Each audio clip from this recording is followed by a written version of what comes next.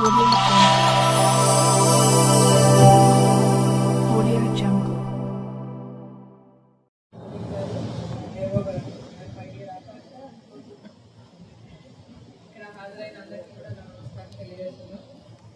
ఈ నిర్మల్ పోలీస్ మీ పోలీస్ అనే ఈ ఒక నినాదంలో భాగంగా మా పోలీసులు చాలా పని చేపిస్తున్నాం. అందులోనే నిర్మల్ పోలీస్ ఆరోగ్య భరోసా అనే ఈ కార్యక్రమం చేపట్టడం జరిగింది. దీని ఐడియాకి కారణం ఒకటి ఉంది, మీకు ఎవరికి తెలీదు, I did share with anyone.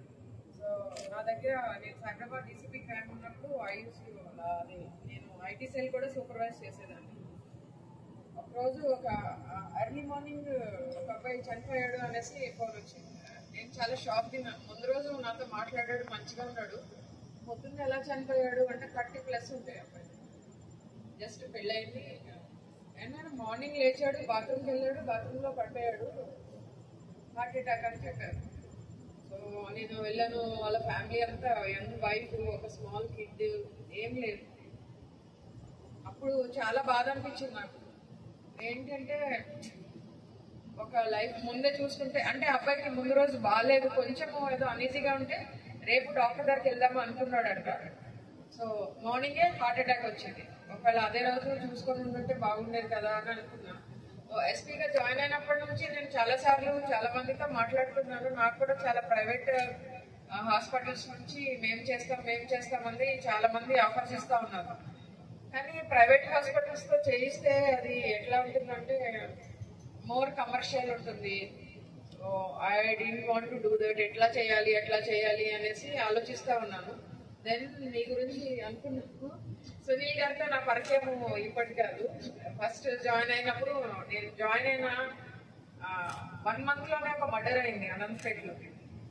అది ఒక లవ్ ఇష్యూలో ఒక అల్లుడిని నరకాలని అల్లుడు తండ్రిని నరికేశారు. అల్లుడికి మొత్తం పొట్ట అంతా ఇదైపోయి పేగులన్నీ బయటకు వచ్చేసి స్పాట్ లో మొత్తం like total whole industries on the road.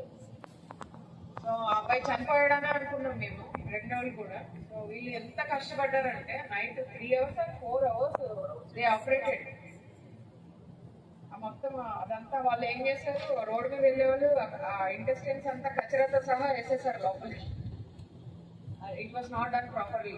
తీసుకొని హాస్పిటల్ వెళ్ళారు. వాళ్ళు 4 hours ఆపరేషన్ చేసి అబ్బాయిని బతికిచ్చారు. మంచిగా నార్మల్ ఉన్నాడు. సో అప్పుడు నేను మన డిఎస్పీ లోకల్ గంగారెడ్డి గారికి అండ్ పురుషోత్తం సిఐ ఉన్నాడు, ఆయన కూడా చెప్పాను, మీరు వెళ్ళి ఆ డాక్టర్స్ కి సన్మానం చేయండి అనేసి వాళ్ళు చేశారు. అప్పుడు నేను ఫొటోస్ లో చూసాను సునీల్ గారిని, వాళ్ళందరూ. సో వీళ్ళందరూ నాకు అప్పటి నుంచే పరిచయం ఉన్నారు. చాలా మంచి డాక్టర్స్. గవర్నమెంట్ డాక్టర్స్ అంటే మనం అనుకుంటాము కొంచెం ఎఫిషియన్సీ తక్కువ ఉంటుంది, ఏం కాదు.